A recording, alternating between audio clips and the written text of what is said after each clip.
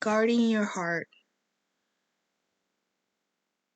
Men and women both should protect their hearts.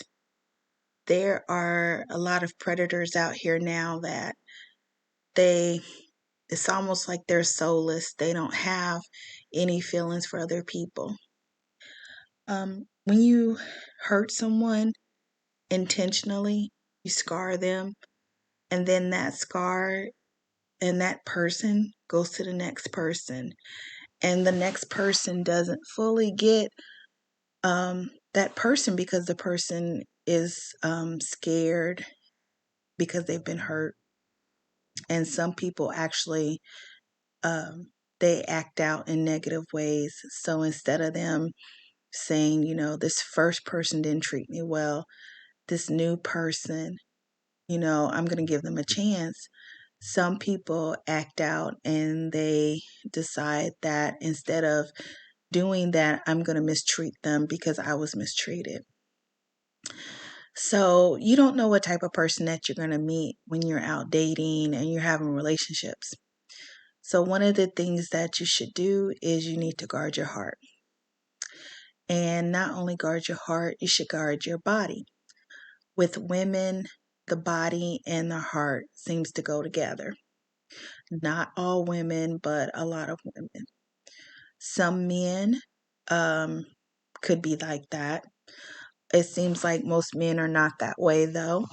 They're able to separate sex from love better than women. So, as a woman, and you know that, if you're intimate with someone, you fall in love with them. And, that's probably the way that we were made for a reason to be mothers and to, why, to be wives. But one thing that a woman should do is she needs to learn how to guard your heart. Okay, how you guard your heart is this. When you meet someone, you try to get to know them. You spend time with them, you talk to them, you ask them questions about themselves, you be platonic. And I know this sounds, and I'm going to keep saying this over and over again because people are totally different from this now. That you need to, be more platonic. Try to have a friendship with the person, try to get to know the person, try to talk to the person. You can spend 20 minutes with someone and realize from those 20 minutes that that person is not for you. And it's not that you dislike them. It's not that they're a horrible person. It could be just basic differences in how you think about things that you don't mesh. You realize, wow, we don't have anything in common, or wow, we can't seem to get along. We argue about everything.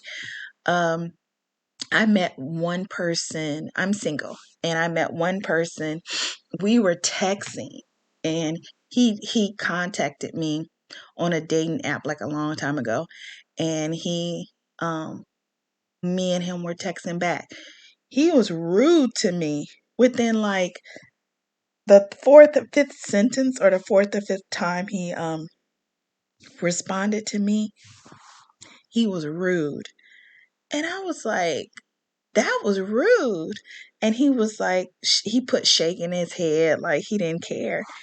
And, I pretty much disconnected from the person.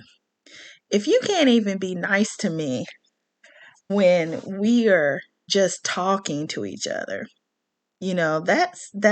already a bad. We already started off in a bad way.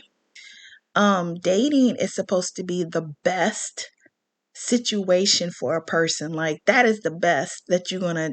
That's the best part of the relationship.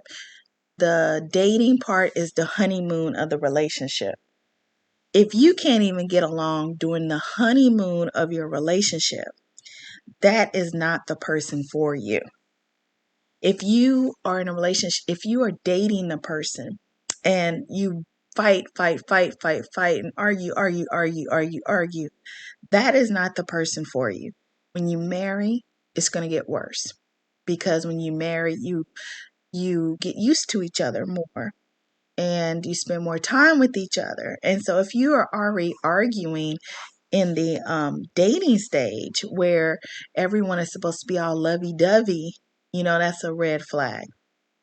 But with guarding your heart, um, you need to spend time to get to know a person. You need to take your time with them. You need to vet them. You need to make sure they're a nice person. You need to see why they're there. There are people that just come up to you just to prey on you. So you have to make sure, why are you here? Do you like me? Do you want to get to know me? Are you trying to use me? What is the reason? When I um, go, like if I meet someone and I find out he's married, I automatically get rid of him because I know he's not there because he's looking for another marriage. He's not there because he's looking for another relationship. He's there just to use me. So I immediately get rid of him. People like that I'm not nice to because I feel like they're coming into my life to make my life crazy. And I don't want people like that in my life. But that comes from talking to the person. Also, it comes from sometimes I'll ask around and, one person, I have lots of stories. One person I asked, and this lady was like, I said, is this person married? And I told her, I said, I'm not going to say anything to him. I just want to know, do you know if he's married? And she said, yeah, he's married. He has 2 kids. And I said, thank you very much. And I'm like, I got away from him. I just ignored him. And finally, he caught the hint and left me alone. Now, if I would have ran with that, or if I wouldn't have asked around about him, he would have messed me over. You know, he would have messed me over and he would have ran back to his wife. And then my reputation is messed up, or, I'm hurt. And then I'm bitter towards men when I could have saved my heart by asking around, looking around, keeping my eyes open to see if this guy is married. You know, I could have asked him. I thought he was married. I wasn't sure. He's in a certain age group that I thought, okay, he's probably married.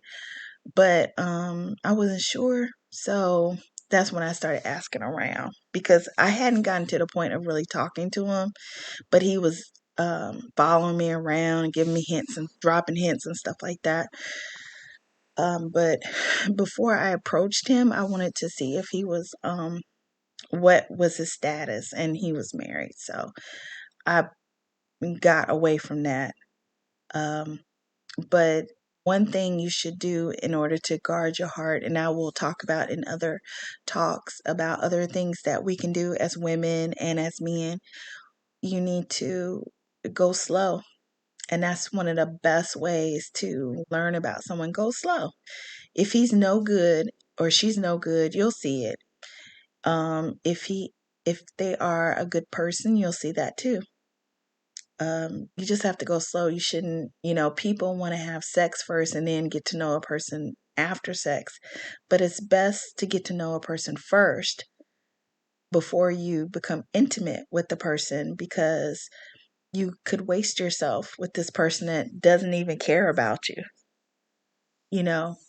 So it's easier just to let go when you haven't been intimate with the person and you just have just spent some time with them.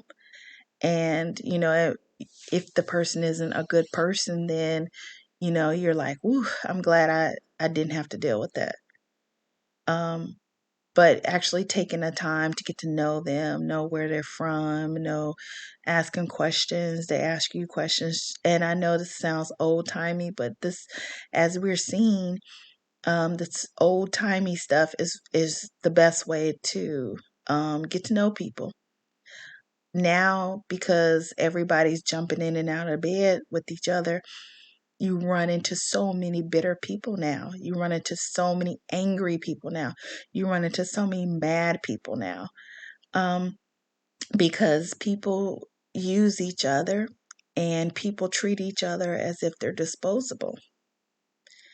And that's one of the reasons why I think this guy was rude to me, because I told him that, I'm slow and I like to get to know you and stuff. And he was like, "Oh, you're a joke."